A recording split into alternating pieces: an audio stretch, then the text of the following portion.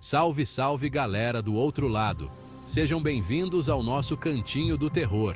Hoje, vamos desvendar os mistérios e segredos que se escondem sob o concreto da selva de pedra. Preparem o café forte e o cobertor, porque vamos mergulhar nos 10 lugares mais sinistros e assombrados de São Paulo. No meio da correria da capital, um gigante de concreto se destaca. O edifício Joelma, palco de um incêndio devastador em 1974. O incêndio no edifício Joelma consumiu centenas de vidas, deixando dor e desespero. Dizem que as almas dos que não conseguiram escapar ainda vagam por seus corredores. Um segurança jura ter visto uma mulher chorando, desaparecendo no ar. Escondido em uma rua tranquila, como um lobo em pele de cordeiro, o castelinho da Rua Apa guarda um passado sombrio. Um crime brutal chocou a cidade, um triplo homicídio que até hoje intriga investigadores, um quebra-cabeça macabro sem solução. Após a tragédia, moradores relatam eventos inexplicáveis. Portas se abrem e fecham sozinhas, como se alguém estivesse entrando e saindo. Objetos se movem sem explicação, e uma sensação constante de estar sendo observado, como se olhos invisíveis acompanhassem cada passo. Alguns dizem que são os espíritos das vítimas, buscando por justiça ou paz, assombrando os corredores que um dia chamaram de lar. Outros, que a energia negativa do crime impregnou as paredes do castelinho, manchando o local com o sangue derramado. Uma mancha escura na história de São Paulo, o castelinho da Rua Apa é um lembrete de que o mal pode se esconder nos lugares mais inesperados, esperando o momento certo para se revelar. No meio do caos da cidade, um oásis de silêncio esconde um segredo arrepiante, um lugar onde a morte se recusa a dormir. O cemitério da Consolação, com suas alamedas escuras e mausoléus imponentes, é palco de histórias que desafiam a lógica, que desafiam a própria morte. Dizem que, quando a noite cai e as sombras se alongam, vultos passeiam entre as lápides, como se a morte concedesse folga aos seus prisioneiros. Sussurros ecoam no silêncio da madrugada e o ar fica denso, carregado de uma energia inexplicável, como se o véu entre os mundos se afinasse. Um dos relatos mais famosos é o da Noiva da Consolação, uma jovem que, vestida de branco, busca por seu amado entre as sepulturas, uma história de amor interrompida pela morte. Dizem que ela morreu às vésperas do casamento, e seu espírito inconsolável vagueia pelo cemitério desde então, procurando por um reencontro impossível. O cemitério da Consolação, um lugar onde a história se mistura com o sobrenatural, nos convida a questionar: será que a morte é realmente o fim ou apenas o começo de algo ainda mais misterioso? O Teatro Municipal de São Paulo, palco de espetáculos grandiosos, onde a arte e a cultura se encontram, também guarda segredos obscuros, escondidos por trás das cortinas de veludo. Artistas e funcionários relatam eventos bizarros nos bastidores, como se o palco fosse um portal para outra dimensão. Luzes que piscam sem motivo, como se entidades invisíveis se comunicassem através da eletricidade.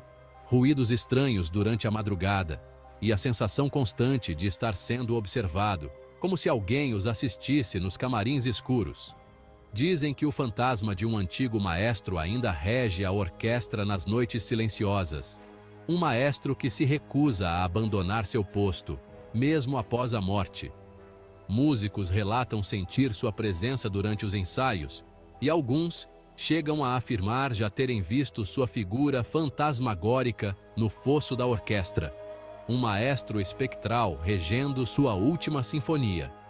Outra história famosa é a da bailarina que se suicidou no palco, um salto mortal para a morte, um último ato de desespero.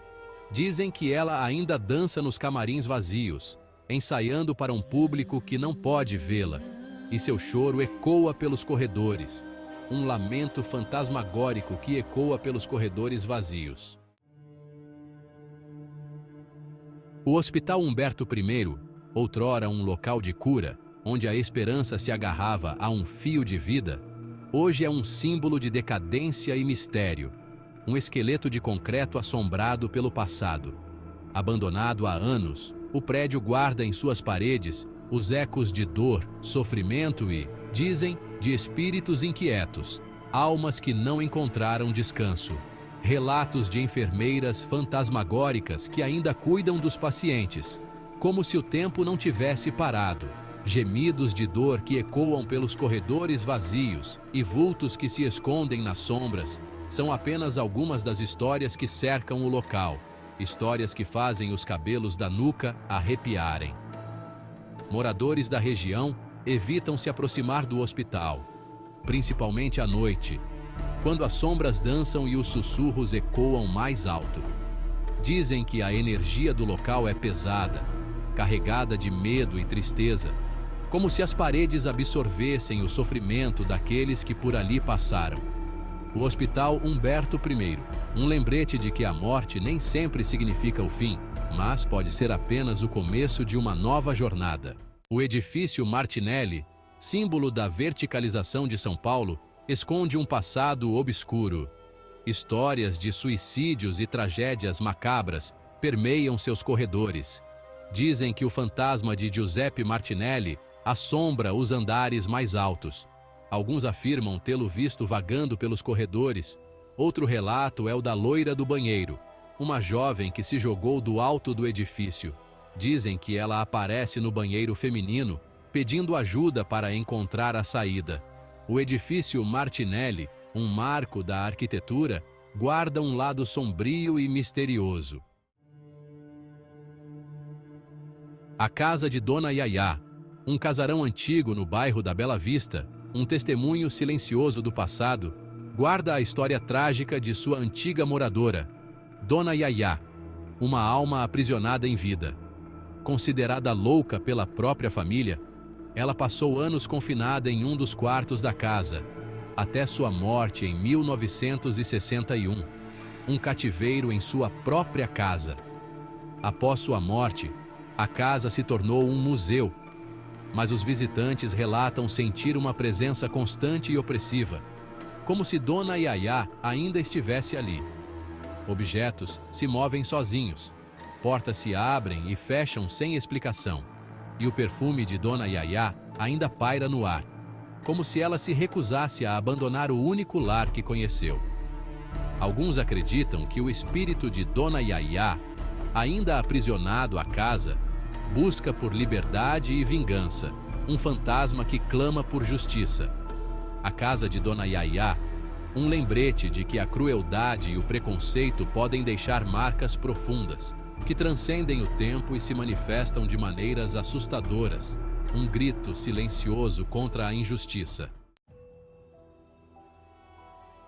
O Viaduto do Chá, um dos cartões postais de São Paulo, um marco da cidade, esconde um lado sombrio sob sua estrutura imponente, como se a escuridão se escondesse sob a luz do dia. Diversas lendas urbanas e relatos de aparições fantasmagóricas cercam esse local histórico, como se a história tivesse deixado suas marcas no local. Um dos relatos mais famosos é o da loira do viaduto, uma jovem que teria sido assassinada no local e cujo espírito vagueia por ali em busca de paz. Um fantasma em busca de descanso. Dizem que ela aparece para os homens solitários pedindo ajuda ou simplesmente os observando com um olhar triste, como se buscasse companhia em sua solidão. Outro relato intrigante é o do Homem do Chapéu, um vulto sombrio que, segundo testemunhas, observa o movimento do alto do viaduto, desaparecendo misteriosamente quando alguém tenta se aproximar, como um guardião das sombras. O Viaduto do Chá, um local que conecta não apenas pontos da cidade, mas também o mundo material ao sobrenatural, um portal para o desconhecido. O Museu do Ipiranga, guardião da história brasileira, onde o passado se encontra com o presente, parece guardar também segredos que vão além dos livros e documentos, segredos que sussurram pelos corredores. Funcionários e visitantes relatam acontecimentos inexplicáveis, como vultos que atravessam paredes, objetos que se movem sozinhos e vozes que ecoam pelos salões vazios, como se o passado se recusasse a ficar em silêncio. Dizem que o espírito de Dom Pedro I, proclamador da independência do Brasil, ainda caminha pelos corredores do museu, um imperador que se recusa a abandonar seu legado. Testemunhas afirmam tê-lo visto em trajes de época, com um semblante sério e altivo, como se inspecionasse seu antigo reino. Outro relato intrigante é o da princesa Isabel, que teria sido vista em seu antigo quarto, agora um salão de baile, uma princesa que dança com as sombras. Dizem que ela observa os visitantes com um olhar melancólico, como se lamentasse a perda de seu tempo e status, um fantasma da realeza. O Museu do Ipiranga, palco de momentos cruciais da história brasileira, guarda também mistérios que desafiam a razão, segredos que transcendem o tempo. A Estação da Luz, símbolo da era do café e da imigração em São Paulo, guarda em seus trilhos não apenas a memória do passado, mas também histórias de arrepiar.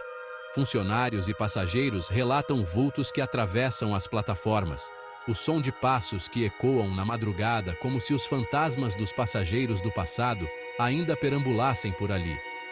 Um dos relatos mais famosos é o do maquinista sem cabeça, um fantasma condenado a vagar pelos trilhos pela eternidade.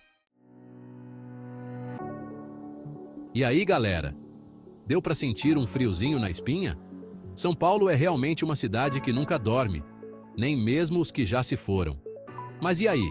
Tá pronto para encarar o lado obscuro da Selva de Pedra? Se você curtiu essa viagem pelo lado macabro da capital, já sabe, né? Manda aquele like maroto e se inscreve no canal para não perder nenhuma das nossas aventuras. Ativem o sininho para não perder nenhuma notificação dos próximos vídeos, porque o terror nunca dorme, principalmente em São Paulo.